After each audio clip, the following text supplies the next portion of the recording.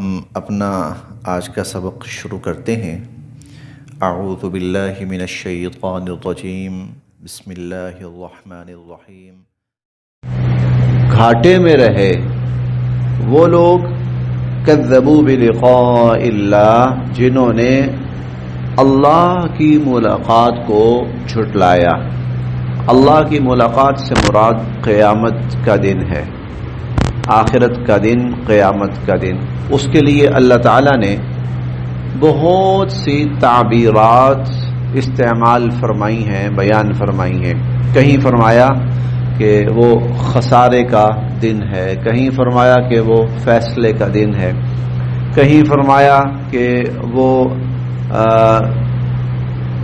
نفع نقصان کا دن ہے، کہیں مختلف الفاظ، کہیں حق اور باطل کے فیصلے کا دن ہے، اور اکثر جگہوں پر اللہ تعالیٰ نے اس کے لیے یہ تعبیر بھی اختیار فرمائی کہ وہ اللہ کی ملاقات کا دن ہے۔ اب یہ جو لفظ ہے نا، اللہ کی ملاقات، جو شخص صحیح ایمان والا ہے اور کامل ایمان والا ہے اور اللہ کی ذات پر کما حقہ یقین رکھتا ہے، تو یہ سنتے ہی یکدم وہ خوش ہو جاتا ہے۔ اچھا، اللہ تعالیٰ سے ملاقات ہوگی، اللہ تعالیٰ سے ملاقات ہوگی، اس سے بڑی بات کیا ہو سکتی ہے؟ چنانچہ وہ جو قیامت ہے وہ اس کے لیے کوئی خوفناک اور ہولناک چیز نہیں رہتی، بلکہ وہ اس کے لیے ایک خوش آئند چیز بن جاتی ہے۔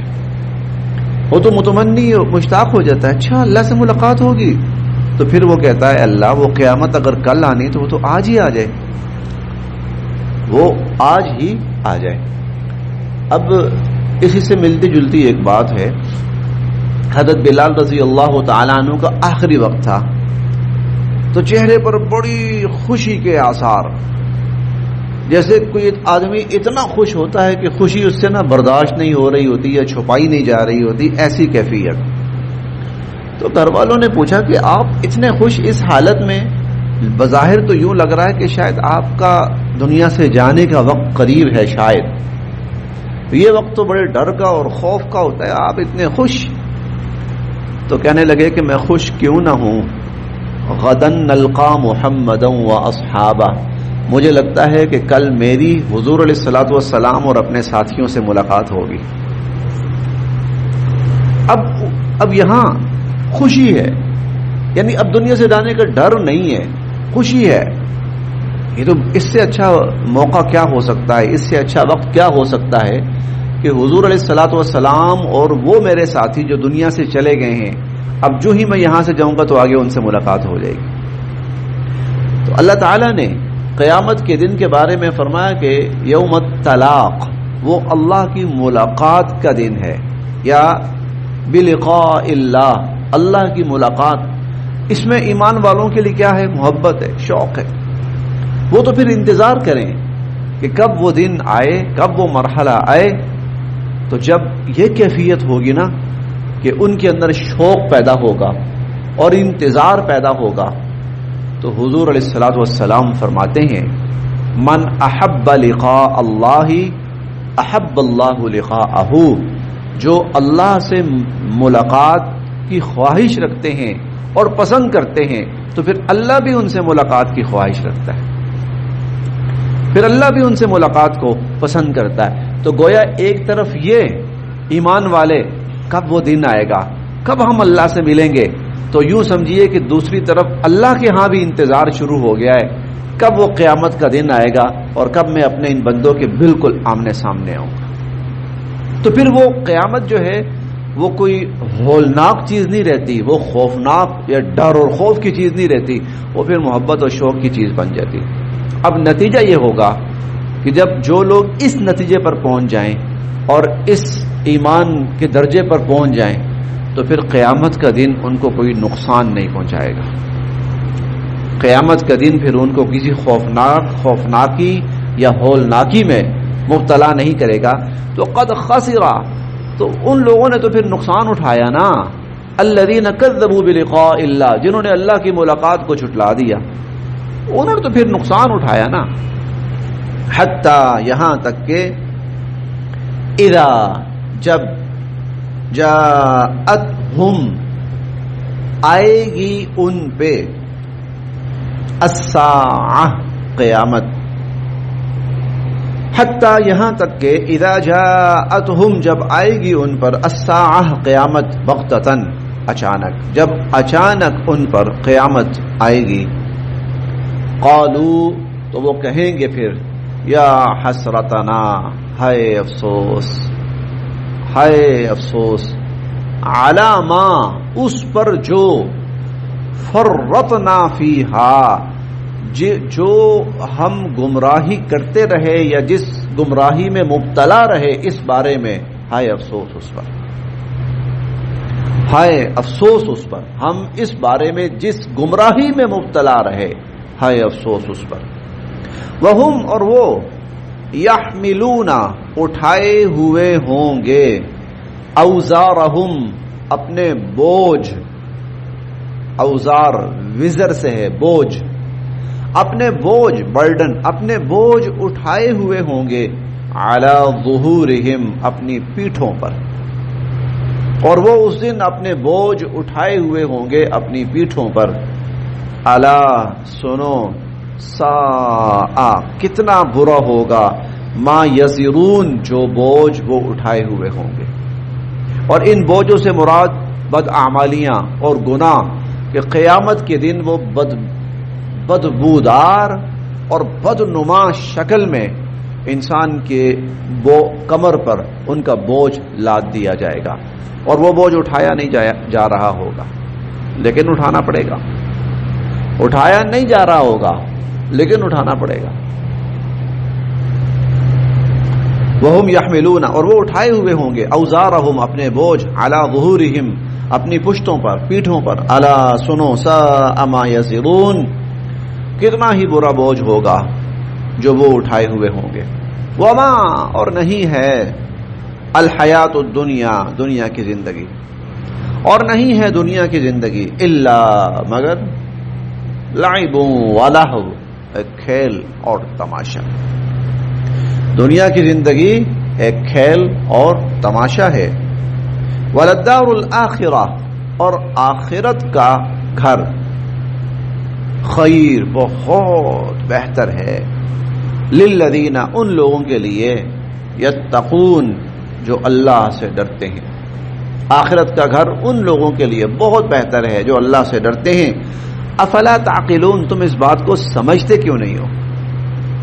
یہ دنیا کے بارے میں ہم نے بہت دفعہ سنا پڑھا ہے، کھیل تماشا، لہو و لعب، لعب و لہو.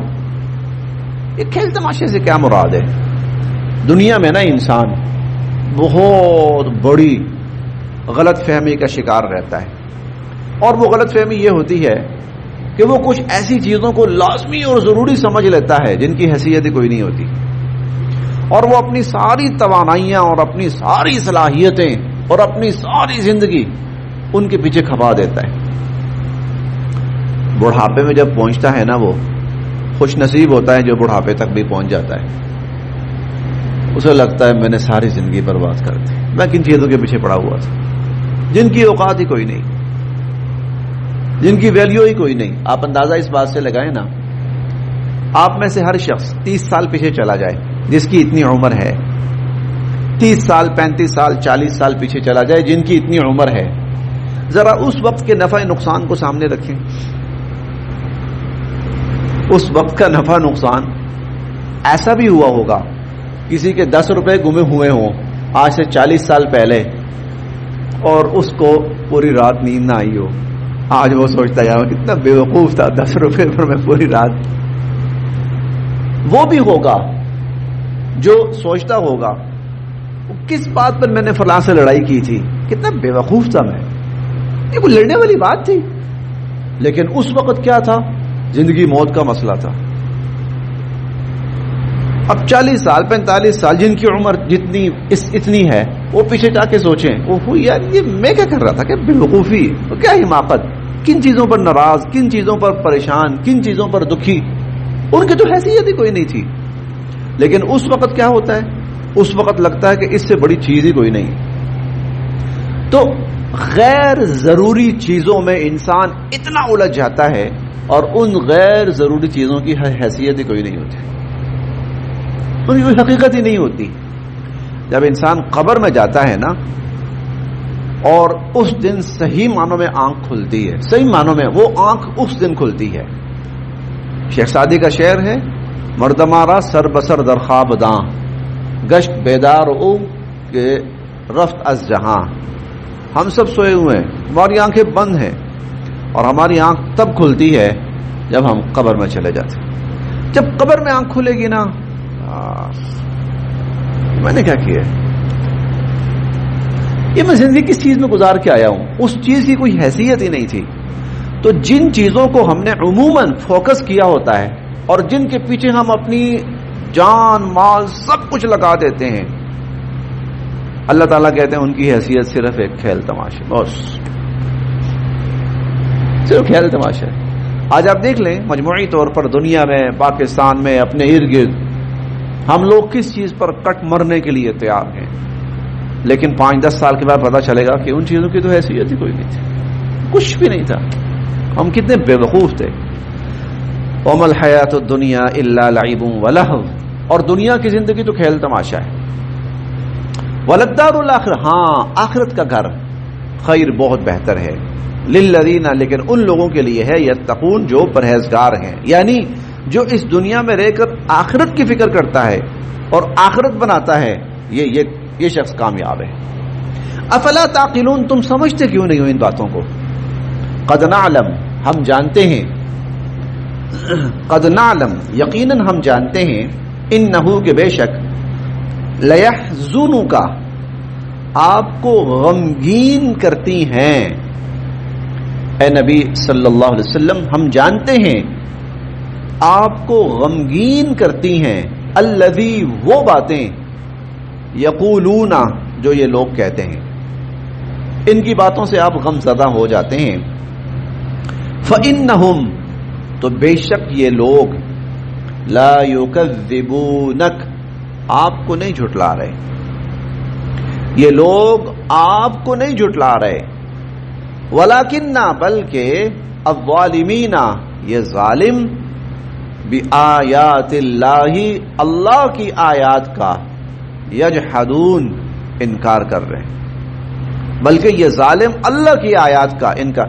جھگڑا آپ سے نہیں ہے, اگر آپ ان کی کچھ باتیں مان لیں اور کمپرومائز پہ آ جائیں, یہ آپ سے خوش, یہ آپ کے ادھر بھنگڑے ڈالیں گے, یہ آپ کو سر آنکھوں پہ بٹھائیں گے, یہ آپ کو عرب کا سردار ماننے کو تیار ہیں. لڑائی کس بات پر ہے, جھگڑا کس بات پر ہے, ان کا اختلاف آپ سے کس بات پر ہے, اللہ کے دین پر ہے. آپ اللہ کا دین چھوڑ دیں, یہ آپ کے واری, یہ آپ کے صدقے, تو آپ پریشان نہ ہوں. ان کا اختلاف آپ سے نہیں ہے, ان کا اختلاف اللہ کے کلام, اللہ کے کتاب سے. ابو جہل نے کہا تھا, ابو جہل نے کہا تھا, اس نے کہا تھا کہ ہمارا نا ان کے ساتھ, یہ مختلف قبائل تھے, اس نے کہا تھا ہمارا ان کے ساتھ وہ نا مقابلے بازی چلتی رہتی ہے, شریکہ کہتے ہیں نا جس کو, وہ چلتا رہتا ہے. اگر ایک چیز میں وہ آگے نکل جاتے ہیں, ایک چیز میں ہم آگے نکل جاتے ہیں, حساب برابر ہو جاتا ہے. کہتا ہے کہ ان میں سے ایک بندے نے نبوت کا اعلان کیا ہے, ہم بھی کسی کو کھڑا کر سکتے ہیں, تو بھی کہہ دے کہ میں بھی ہوں. ظاہر ہے جس کو ہم کھڑا کریں گے ہم اس کے پیچھے پیچھے ہوں گے, اس کو مانیں گے. لیکن مسئلہ یہ ہے کہ جو قرآن یہ کتاب سنا رہے ہیں نا, جو کلام, اس کا ہمارے پاس کوئی توڑ نہیں. وہاں آ کے ہم بے بس ہو جاتے ہیں. تو ولیکن الظالمین, لیکن یہ ظالم بھی آیات اللہ, اللہ کی آیات کا, یجحدون, انکار کرتے ہیں. وَلَقَدْ, اور یقیناً, کذبت, جھٹلائے گئے, رسل, رسول, من قبل کا, آپ سے پہلے, جو آپ سے پہلے رسول آئے ان کو بھی جھٹلایا گیا. فصبروا, انہوں نے صبر کیا, علی, اس پر, ما, جو, کذبوا, وہ جھٹلائے گئے, تو جو وہ جھٹلائے گئے اس پر انہوں نے صبر کیا. وَأُوذُوا, اور جو ان کو تکلیف پہنچائی گئی اس پر انہوں نے صبر کیا. حتی یہاں تک کہ اتاہم آ پہنچی ان کے پاس نصرنا ہماری مدد. حتی اتاہم نصرنا یہاں تک کہ ہماری مدد آ پہنچی. ولا اور نہیں ہے مبدلا کوئی بدل سکنے والا لکلمات اللہ اللہ کے کلمات اللہ کے فیصلوں کو. آپ اللہ کی سنت بھی کہہ سکتے ہیں کیونکہ قرآن کریم میں یہ لفظ آیا ہے ولا تجد لسنت اللہ تبدیلا. آپ اللہ کی سنت میں تبدیلی نہیں پائیں گے, آپ اللہ کے کلمات میں تبدیلی نہیں پائیں گے. اللہ کی سنت کیا ہے؟ وہ یہ کہ اللہ اپنے بندوں کی مدد ضرور فرماتے. یہ نہیں ہو سکتا کہ ان کو بے یار و مددگار چھوڑ دیں, یہ نہیں ہو سکتا. ایک آزمائش ہے ضرور, ایک امتحان ہے ضرور, تاکہ کھرا کھوٹا سامنے آ جائے. پھر اللہ اپنے بندوں کی مدد فرماتے ہیں, پھر اللہ ان کے دشمنوں کو نیست و نابود فرماتے ہیں. تو حتی اتاہم نصرنا یہاں تک کہ پھر ہماری مدد آئی. ولا مبدل لکلمات اللہ اور اللہ کے فیصلوں کو اللہ کے کلمات کو کوئی بدلنے والا نہیں ہے, یعنی وہ مدد آپ کو بھی آئے گی. وَلَقَدْ جَاءَكَ اور یقیناً کہ آپ کے پاس آ چکی من نبا خبریں المرسلین رسولوں کی. خبریں کہہ سکتے ہیں, حالات کہہ سکتے ہیں. تو جو پہلے رسول گزرے ان کے حالات آپ کے سامنے آ چکے ہیں, ان کے احوال آپ کے سامنے آ چکے ہیں. بالآخر ہم نے مدد کی ان کی اور ہم نے ان کو بچایا. 12ویں پارے میں ہم انشاءاللہ پڑھیں گے اور یہ سورہ ہود ہوگی. وہاں پر اللہ بار بار فرماتے ہیں کہ پھر بالآخر کیا ہوا. فلما جاء امرنا ہمارا عذاب آیا تو ہم نے کیا کیا. نجینا ہودا والذین آمنوا معه ہود علیہ السلام اور ان کے ساتھ ایمان والوں کو ہم نے بچایا, ہم نے ان کو نجات دی. اور کہیں فرماتے ہیں نجینا صالحا والذین آمنوا معه صالح علیہ السلام کو ہم نے بچایا اور جو ان کے ساتھ تھے ان ایمان والے ان کو ہم نے بچایا. اور کافروں کے بارے میں کیا ہے وَأَخَذَتِ الَّذِينَ ظَلَمُوا الصَّيْحَةُ وہ جو ظالم تھے پھر ان پر تو عذاب آ کر رہا. تو وَلَقَدْ جَاءَكَ مِن نَبَإِ الْمُرْسَلِينَ رسولوں کے احوال آپ کے سامنے آ چکے ہیں. پھر ہماری مدد آتی ہے اور ہماری مدد آئی اور ہماری مدد آئے گی. وَإِن اور اگر کانا ہے کبورا گراں بھاری دشوار علیکا آپ پر اعراضہم ان کا منہ موڑنا. اگر ان کافروں کا منہ موڑنا آپ پر گراں گزرتا ہے, آپ پر بھاری گزرتا ہے. فَإِن تو اگر استطاعت اگر آپ ایسا کر سکتے ہیں ان کے تب تغیہ کھود ڈالیں نفقن کوئی سرنگ. تو اگر آپ ایسا کر سکیں کہ کوئی سرنگ کھود سکیں فی الارض زمین میں او یا سلمن کوئی سیڑھی لگا سکیں فی السماء آسمان میں فتأتیہم تو لے آئیں پھر ان کے پاس بآیہ کوئی نشانی. فتأتیہم بآیہ تو لے آئیں ان کے پاس نشانی. اصل میں کفار طرح طرح کے مطالبات کرتے تھے نا, غلط قسم کے مطالبات, ایسا کر کے دکھا دیں, ایسا کر کے دکھا دیں. تو حضور علیہ الصلوۃ والسلام کی خواہش یہ ہوتی تھی کہ اللہ کرے ایسا ہو جائے, ہو سکتا ہے شاید یہ ایمان لے آئیں, لیکن اللہ کی حکمت نہیں ہوتی تھی.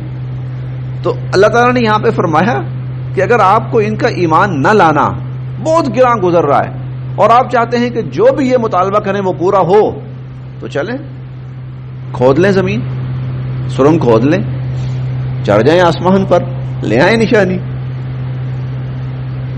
فتأتیہم بآیہ لے آئیں نشانی. اگلی آیت میں اس کا مفہوم اور واضح ہوگا. اگلی آیت میں انشاءاللہ وہ اللہ کرے ہم پڑھ لیں, اس کا مفہوم اور واضح ہوگا.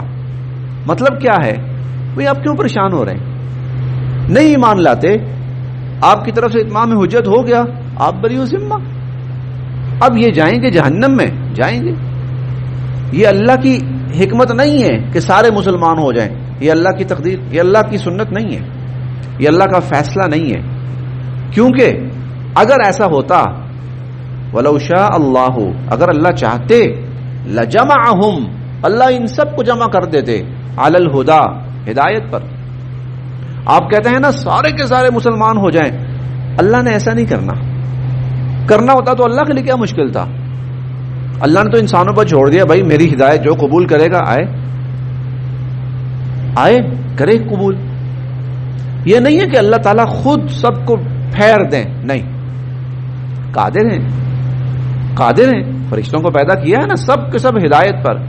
انسانوں کا معاملہ یہ نہیں ہے، انسانوں کا معاملہ یہ ہے کہ ان کو دیا اختیار، آؤ بھائی ہدایت اور گمراہی تمہارے سامنے. جنت جہنم ایسے نہیں مل جانی، جنت ایسے نہیں ملنی. جنت اس پر ملنی ہے کہ آپ کے سامنے گمراہی کے سارے اسباب ہیں، کشش ہے گمراہی میں، مزہ ہے گمراہی میں، دل لپکتا ہے گمراہی کی طرف، لیکن آپ وہ سب چھوڑ کر اللہ کو راضی کرنے کے لیے ہدایت پہ آتے ہیں، ہدایت کو چنتے ہیں. آپ یہ اختیار جب کرتے ہیں پھر اللہ آپ کو جنت دے گا. آؤ اس آزمائش سے گزرو. تمہارے اندر اختیار رکھا گیا ہے، طاقت رکھی گئی ہے کہ تم برائی کو جھٹکو اور ہدایت کو قبول کرو. تم گمراہی سے بچاؤ اپنے آپ کو، اور ہدایت کی تمہارے اندر یہ قوت رکھی گئی ہے. آؤ اس قوت کو استعمال کرو، آؤ اس اختیار کو استعمال کرو. اللہ تمہیں کہہ رہے ہیں کہ ان گمراہیوں کی طرف نہ جاؤ، اللہ کی طرف آؤ، اور تم اللہ کو چھوڑ کر ان گمراہیوں کی طرف جاؤ، اور پھر یہ توقع بھی رکھو کہ تم جنت میں جاؤ. ہدایت الگ چیز ہے، ہدایت بالکل الگ چیز ہے. ہدایت طلب والے کو ملے گی، جس کے اندر خود فکر ہوگی، جس کے اندر خود طلب ہوگی، ہدایت اس کو ملے گی. جس کے اندر فکر طلب نہیں، اس کو ہدایت نہیں ملے گی. رزق کا معاملہ اور ہے، رزق اللہ ہر کسی کو دے گا. جو نہیں بھی کھانا چاہے گا بیمار کر کے اس کے منہ میں ڈالا جائے گا. لیکن ہدایت ایسی نہیں ہے. سلمان فارسی ایران کے رہنے والے، ہدایت کی طلب ہے، ایک کے پاس، دوسرے کے پاس، تیسرے کے پاس، چوتھے کے پاس، یار مجھے سیدھا راستہ چاہیے، مجھے سیدھا راستہ چاہیے. تو ہر ایک رہنمائی کر رہا ہے، سیدھا راستہ ادھر ادھر ادھر ادھر ادھر. اور بالآخر طلب ہے تو کہاں ایک کے غلام، دوسرے کے غلام، تیسرے کے غلام، چوتھے کے غلام، کرتے کرتے کرتے کرتے جو ہی پتہ چلا کہ حضور علیہ الصلوۃ والسلام تشریف لا چکے ہیں، فوراً پہنچے، ایمان قبول کیا. ایران کا رہنے والے، فارسی، فارس ایران کو کہا جاتا تھا، لیکن طلب ہے. اور ابو جہل اور ابو لہب گھر کے اندر ہیں، کہتے ہیں ہمیں نہیں چاہیے، نہیں چاہیے، جاؤ. سگا چچا ابو لہب، سگا چچا ابو لہب، سگا چچا، خون کا رشتہ، کچھ ستیلا یا رشتے کا چچا بھی نہیں، سگا چچا. اور ابو جہل حضور علیہ الصلوۃ والسلام کو بچپن سے جانتا ہو، آپ سب آپ کے سامنے، آمنے سامنے، لیکن ہمیں نہیں چاہیے، جاؤ. اور جو کہتے ہیں طلب ہے، آؤ. پھر وہاں سے اللہ اٹھاتے ہیں. تو طلب والوں کو اللہ ہدایت دیتے ہیں، طلب والوں کو. تو اللہ یہاں پہ یہ فرما رہے ہیں کہ جو منہ پھیر کے جا رہے ہیں نا، جو یہ کہتے ہیں کہ ہمیں ہدایت نہیں چاہیے، اور جو کہتے ہیں ہمارے دلوں پر غلاف ہے، اور جو کہتے ہیں ہمارے دل بند ہیں، اور جو کہتے ہیں کہ یہ ہدایت ہم نے کیا کرنا ہے اس کا، تو جاؤ بھائی. اور اے نبی آپ کیوں پریشان ہو رہے ہیں؟ آپ کیوں پریشان ہو رہے ہیں؟ آپ کا کام میرا پیغام پہنچانا ہے، آپ نے پہنچا دیا نا. نہیں مانتے، میں جانوں یہ جانے. اگر آپ کو بہت فکر ہو رہی ہے نا تو جائیں، پھر جائیں آسمان پہ لے آئیں، دکھا دیں ان کو نشانی کوئی. یہ تھوڑا سا مجھے واضح کرنا پڑا، کیونکہ یہ آیت کا مفہوم تھوڑا سا ذرا نا وہ کنفیوژن پیدا کر رہا تھا. تو وَإِن كَانَ كَبُرَ، اور اگر گراں ہے، عَلَيْكَ آپ پر، اعراضهم ان کا منہ موڑنا، فَإِنِ اسْتَطَعْتَ تو اگر آپ ایسا کر سکتے ہیں کہ أَن تَبْتَغِيَ نَفَقًا فِي الْأَرْضِ کہ زمین میں سرنگ کھودیں، او سلمن فی السماء، یا آسمان میں کوئی سیڑھی لگائیں تو فتاتیہم بآیہ، تو پھر جائیں ان کو لا دے نشانی. ولو شاء اللہ، اگر اللہ چاہتے لجمعہم علی الہدی، تو ان کو اللہ تعالی ہدایت پر جمع فرما دیتے. فلا تکونن من الجاہلین، اس کا ترجمہ آپ حضرات دیکھ لیجئے گا، اس کا ترجمہ آپ حضرات دیکھ لیجئے گا. انما، بلکہ یہاں تک ہی، آج ٹائم کافی ہو چکا ہے تو بس یہاں تک.